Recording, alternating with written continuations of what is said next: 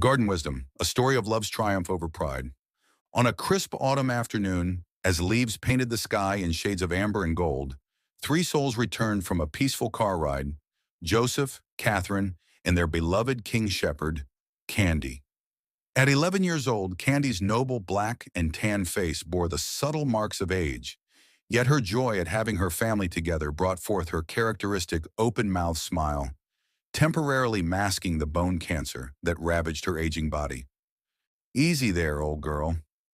No need to rush," Joseph said gently, helping Candy from the car. The dog's upright ears stayed alert with happiness, her tail wagging vigorously despite the pain that threatened to slow her steps. "She always loves our drives together," Catherine observed, watching their faithful companion move between them with obvious delight. The peaceful moment, however, proved fleeting. As Joseph began work on their garden project near the lakeside, where autumn leaves drifted lazily onto newly turned soil, the first seeds of discord took root. Candy settled nearby, her protective instinct evident even in rest. A butterfly landed near her nose, drawing a gentle tail wag, a moment of pure joy soon to be overshadowed by human pride.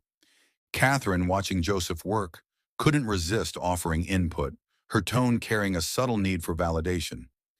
"You know, I read about an interesting approach to this kind of project." Joseph's barely perceptible eye roll preceded his response. "I've got it under control, Catherine." Candy's ears flicked between them, her keen senses detecting the undercurrent of tension.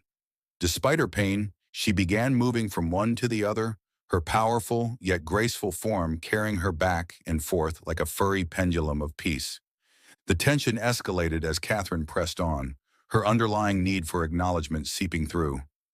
"I just thought the soil might need different preparation." "Thanks, but I've got my own method," Joseph replied, deliberately continuing his way, unconsciously feeding the cycle of pride and hurt. Through it all, Candy maintained her vigil, her black saddle coat catching the autumn light as she moved between them. Each turn brought a flash of pain that she quickly masked with a tail wag whenever either human glanced her way. Neither noticed her increasing discomfort, too caught up in their subtle power struggle. The situation shifted when Jeff, a neighbor, approached along the leaf-strewn path by the lake. Candy's protective instincts flared immediately. "Woof! Woof!" she announced, tail raised in alert but not aggression. "Hey there, friendly folks," Jeff called, stopping cautiously. "She's all bark, Jeff. Come on over," Joseph laughed, while Candy continued her self-appointed role of family guardian, alternating between protective barks and tentative tail wags. It was Jeff's innocent admiration that sparked the powder keg. "This is coming along beautifully. How did you figure out this layout?" Pride crept into Joseph's voice as he began. "Well, I discovered that if you—" "You discovered," Catherine interrupted, hurt evident in her voice. "Those were my suggestions that you dismissed this morning." Candy's protective barking ceased abruptly, her ears lowering as she watched her beloved humans descend into conflict. The argument escalated as autumn leaves continued to fall around them, nature's gentle reminder of time's passage going unnoticed. "I wasn't taking credit. I just—" Joseph's defensive response was cut short. "You always do this. First it's a bad idea, then suddenly it's your idea." Catherine's frustration burst forth. Through it all, Candy, her black and tan coat now dulled by stress, painfully limped between them.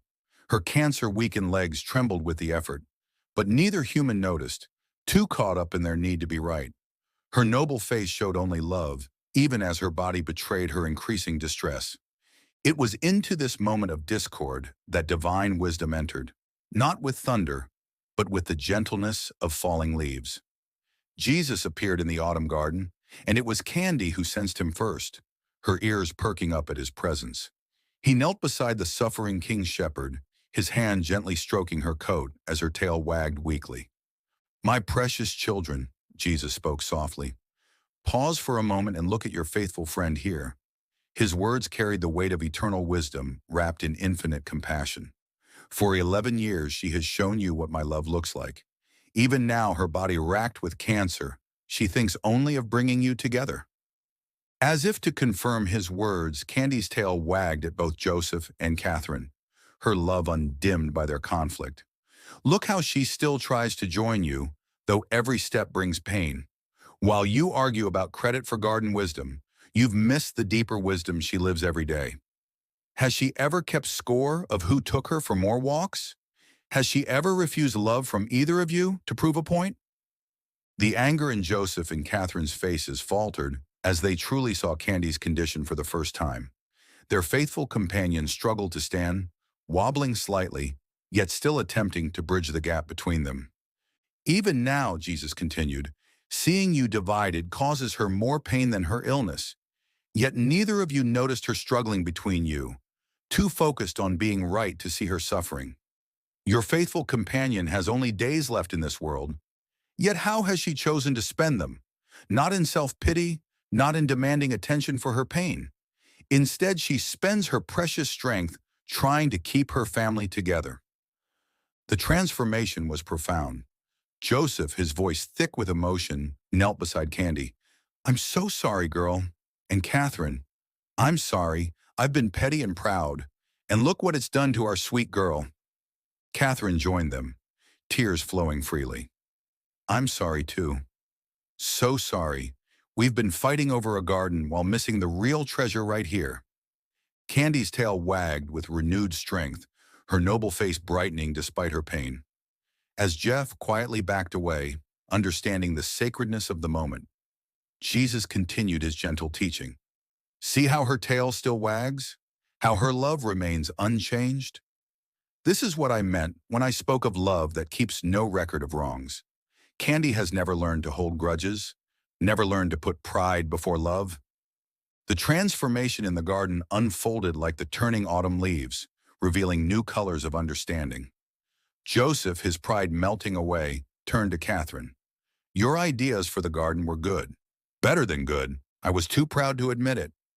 Catherine's response revealed her own revelation, and I was too focused on being validated to see how I was pushing. Candy never needed validation to give love, did she? As the sun painted the autumn sky in deepening shades of gold, healing flowed through the garden like a gentle breeze, carrying away pride and pain alike. Joseph and Catherine worked together while Candy rested nearby, her noble head up, watching with the contentment of one whose mission of love had succeeded. When another neighbor passed by, the change was evident in Joseph's voice.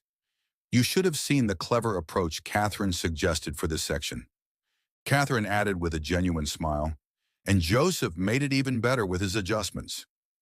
Candy's tail thumped softly against the ground, each movement a quiet celebration of restored unity. From a distance, Jesus observed with gentle wisdom.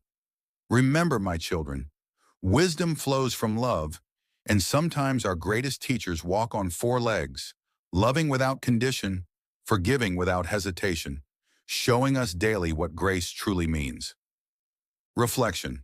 In this tale of transformation, we witness the intersection of divine wisdom with mortal struggle, illuminated through the pure love of a dying dog. The psychological and philosophical implications run deep. 1. Ego defense mechanisms. Joseph's initial resistance exemplified what psychologists call reactive devaluation, dismissing ideas simply because of their source. Catherine's need for validation revealed the human tendency toward recognition-seeking behavior as a form of self-worth verification. Both demonstrated cognitive entrenchment, the rigid adherence to one's position despite evidence of alternative merits. 2. Attachment theory. Insights. Candy's behavior illustrated secure attachment in its purest form, unconditional love without fear of abandonment. Her movement between conflicting parties demonstrated what therapists call emotional bridging, attempting to maintain connection in the face of discord. Her sacrifice mirrors what psychology terms protective caregiving, prioritizing others' emotional needs above personal physical comfort. 3. Spiritual psychological integration. The narrative illustrates what Carl Jung called individuation, the integration of opposing forces within the psyche. Jesus' intervention exemplifies what modern psychology terms perspective-taking intervention, helping conflicted parties see beyond their immediate positions. Candy's role embodies what philosophers call embodied wisdom, truth manifested through living example, rather than intellectual understanding. 4. Philosophical dimensions. The story presents a practical demonstration of Martin Buber's I-thou relationship philosophy, treating others as subjects of love rather than objects of use. It illustrates Kierkegaard's concept of spiritual truth as subjectivity, understanding arrived at through personal experience rather than abstract reasoning. The resolution demonstrates what philosophers call transcendent perspective, rising above ego-based conflict to recognize deeper truth. 5. Transformative learning theory. The characters experience what Jacques Mezirow termed perspective transformation, a fundamental shift in how they view themselves and their relationships. The garden setting provides what educators call a liminal space, a threshold where transformation becomes possible. The resolution illustrates integrative learning, combining emotional, spiritual, and practical wisdom. In this autumn garden, as leaves continue their gentle descent, we witness how pure love transforms pride into humility, competition into collaboration, and separation into unity. Through Candy's selfless love, we glimpse what theologians call incarnational love, divine love made manifest in physical form. Her legacy teaches us that wisdom often comes not from intellectual achievement, but from the simple, profound act of loving without condition. As the story closes, Candy rests peacefully between her reconciled humans, her noble profile silhouetted against the setting sun. In her, we see the truth of both ancient wisdom and modern psychology, that love in its purest form transcends all barriers, heals all wounds, and leads us to our highest selves.